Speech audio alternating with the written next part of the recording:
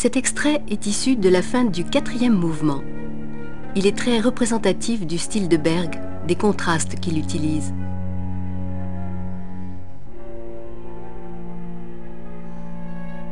Le début, molto tranquillo, est d'une extrême douceur. Le climat est très recueilli.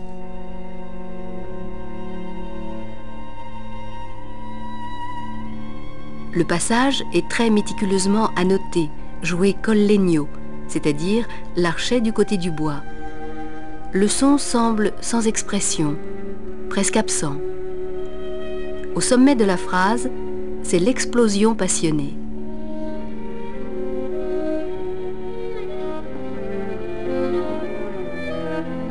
Les valeurs sont animées, la nuance est notée très très fort, avec l'indication très expressif, et les 4 instruments couvrent tous les registres.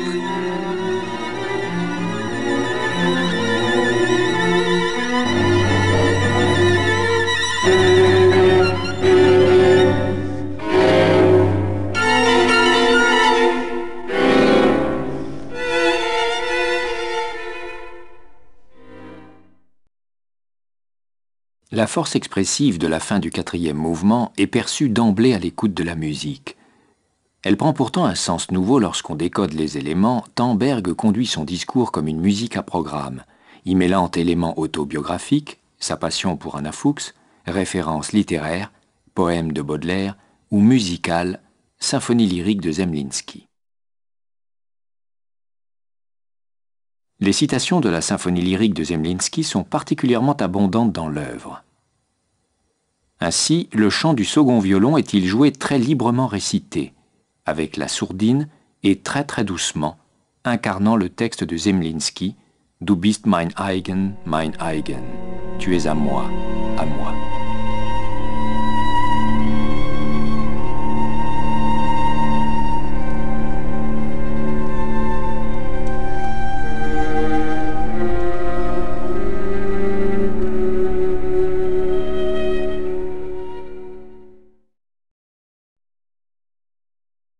Au point culminant de la phrase, le mouvement des 4 instruments semble se polariser autour des 4 notes si bémol, la, fa, si.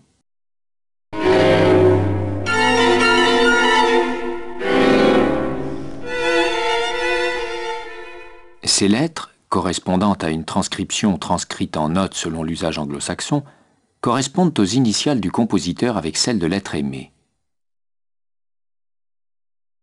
Dans ce geste, le rapprochement entre la citation de Zemlinsky et de ses 4 initiales forme une déclaration superbement codifiée. Voici tout l'extrait.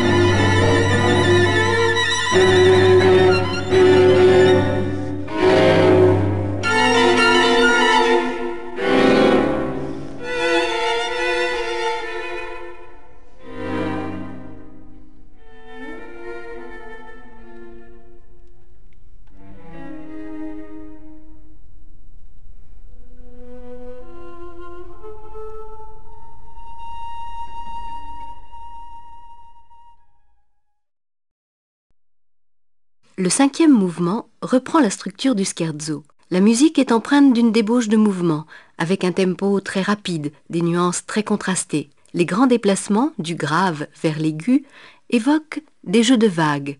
Le jeu fortissimo et les instruments travaillés par masse donnent une force prodigieuse à tout ce début. Voici la première phrase.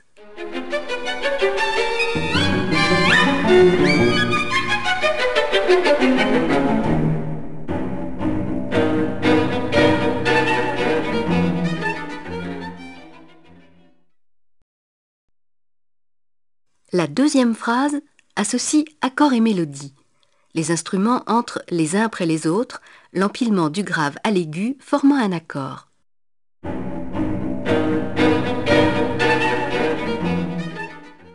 Le motif mélodique est ensuite joué par chaque instrument, tout d'abord au violoncelle, imité à sa suite à l'alto, puis au second et enfin au premier violon.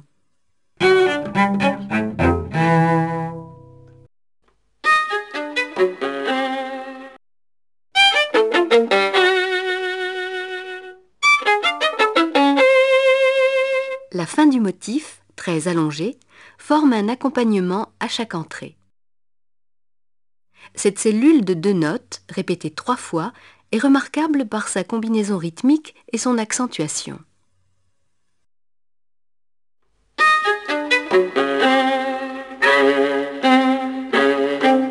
Voici maintenant l'ensemble de la deuxième phrase.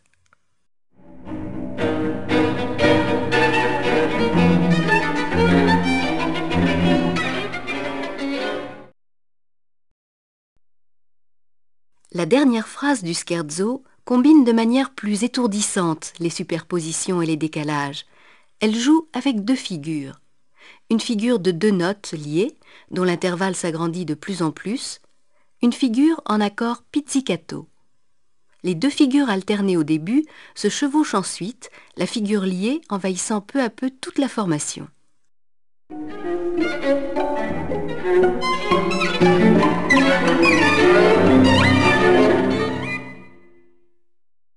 Voici tout ce scherzo.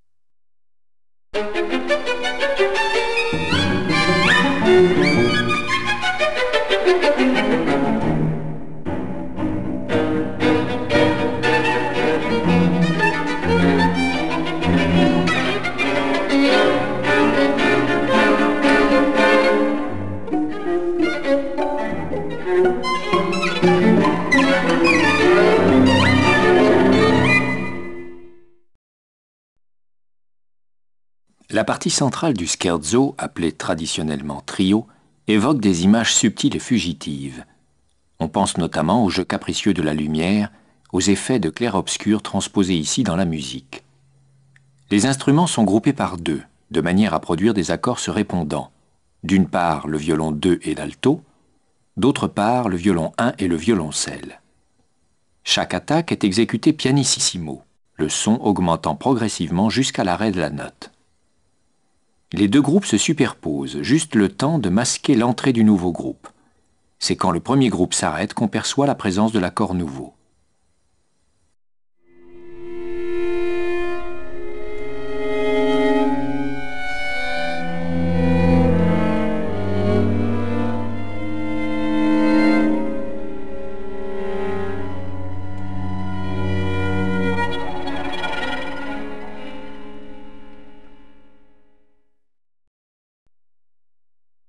Les instruments jouent flautendo pendant toute la première partie du trio, c'est-à-dire d'une manière un peu détimbrée, vers la touche, pour obtenir un son plus flottant.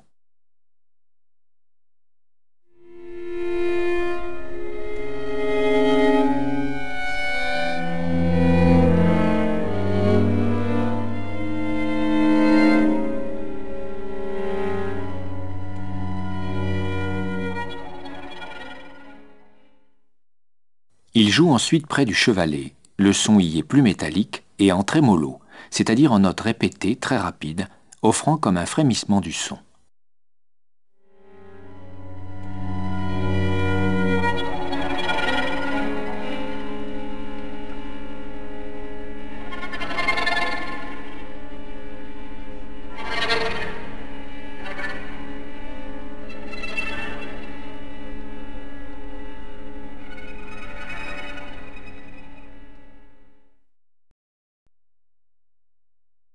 La répartition des échanges d'un groupe à l'autre est très précisément codifiée dans la durée, par un jeu en canon entre les 2 groupes. Le rapprochement ou l'espacement des échanges évoque accélération ou ralentissement. Ces fluctuations forment la dynamique de ce trio.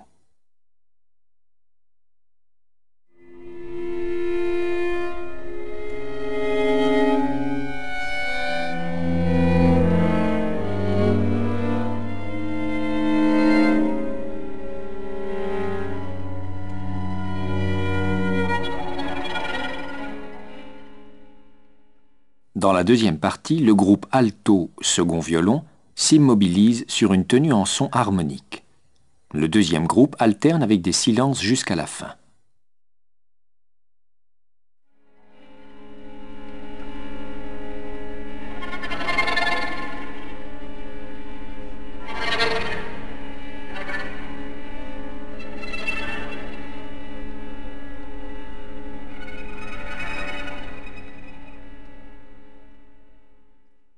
Voici maintenant tout le trio.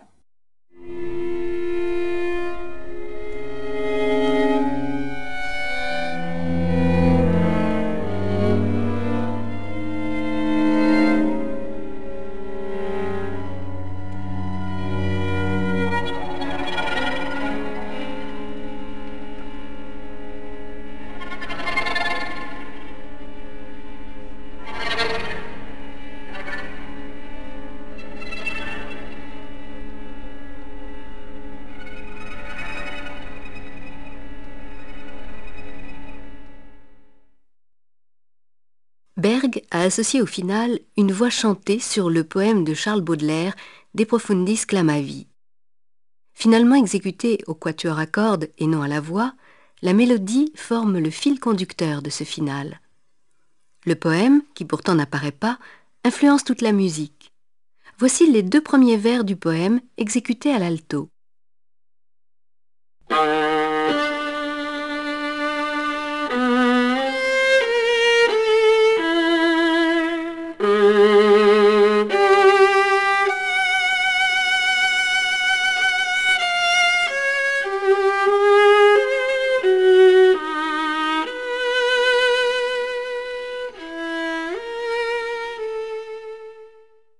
Voici de nouveau la phrase lyrique de l'alto, plus difficile à suivre au milieu du quatuor.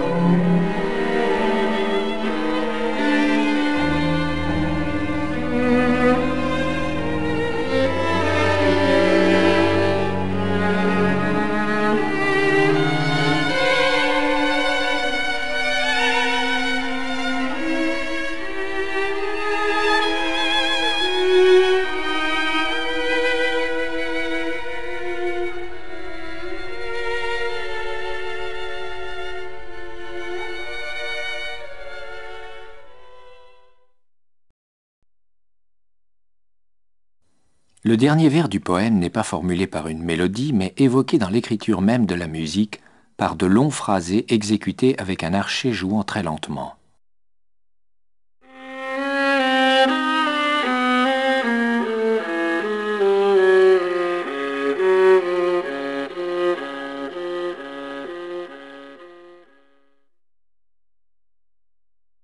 Le dernier vers du poème est évoqué également dans la manière dont l'œuvre s'achève.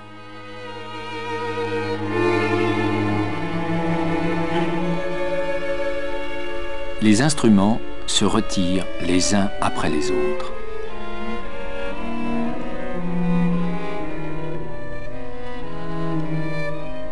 Tout d'abord le deuxième violon,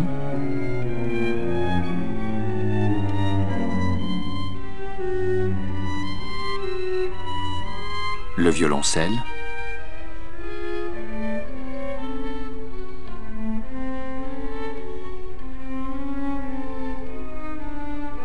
le premier violon. L'alto termine seul, jouant de plus en plus doucement.